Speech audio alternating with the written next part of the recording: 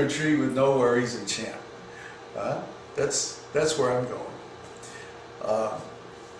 And then I'm going back to the spiritual world.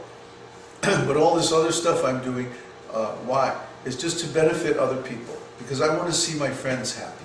I want to see them as happy as I am. I want to see them as strong and independent and self-realized as I got the blessing to be on good fortune. So today we're going to talk about Jyotish. Jyotish means Vedic astrology. Make sure I'm not going to trip over the wires here. Okay.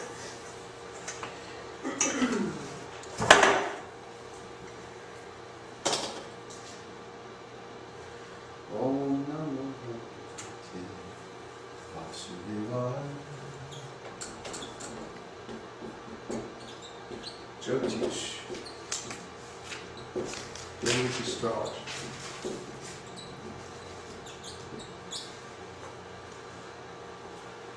The word Jyotish, Jo means emanate. Jyoti means light. So from the Vedic Sanskrit root Jyo, Jyoti means to emanate light, to shine, to glow. And Isha means the first. And this is one of the names of God. Because God is like the first being, the first living entity. So the light of God, or the emanation of God,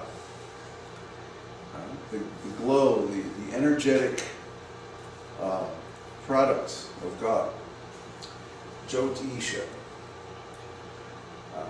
The science of Jyotisha, oops, that's really hard to see, isn't it? Let's try closing this. That's better. Okay. The science of Jyotisha means actually understanding God's emanations, God's energy. Understanding how He's creating everything and what that means. So what we're doing in Jyotisha is we are analyzing God's energy to understand its relationship with Him. That's the whole point. And Jyotisha is called a Vedanga. Vedanga. Veda means knowledge or truth, especially spiritual truth. And Anga means a limb, like my arms and legs are called Angas. So the Vedas themselves are direct knowledge about God and the spiritual world.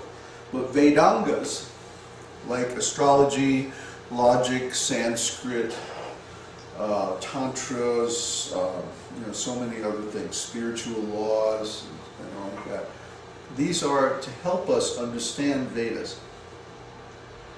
They're like limbs, like the limbs of the body. You can still live without arms or without legs, but of course you can't live as well, right? So we can still understand God with only Vedas, but it's not very practical. We don't have any idea how to live based on that knowledge, because it's just like theoretical knowledge.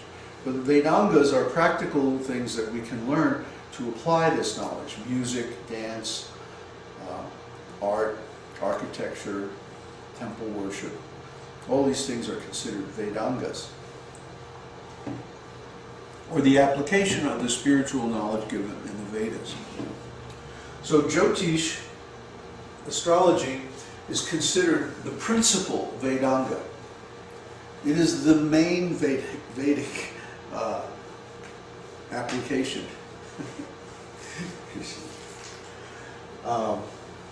It's the main way that we see God in action in the material world.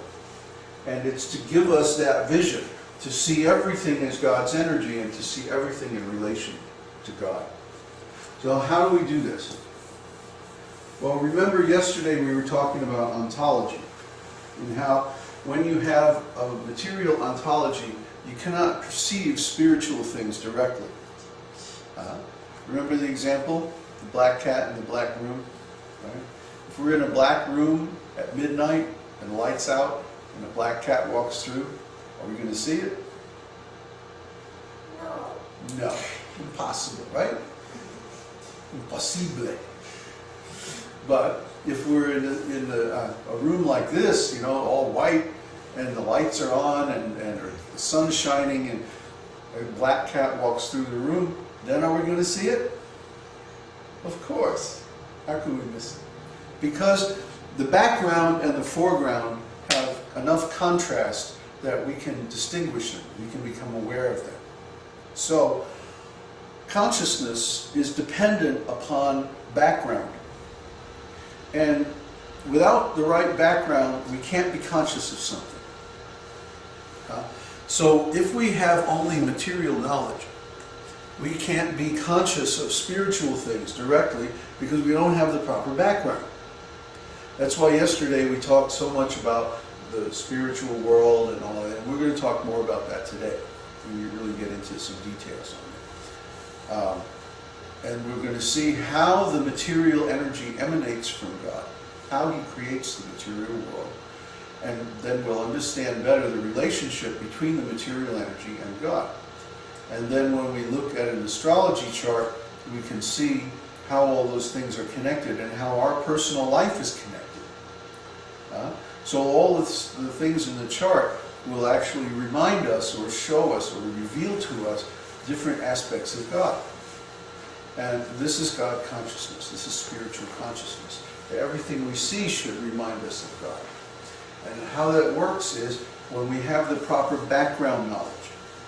Most people have very little knowledge of spiritual things. In fact, most people don't even know the difference between matter and spirit. We went over that yesterday, remember? Huh? What was it? What's the difference between matter and spirit? Spirit is eternal. Spirit's eternal. Matter is temporary. Simple.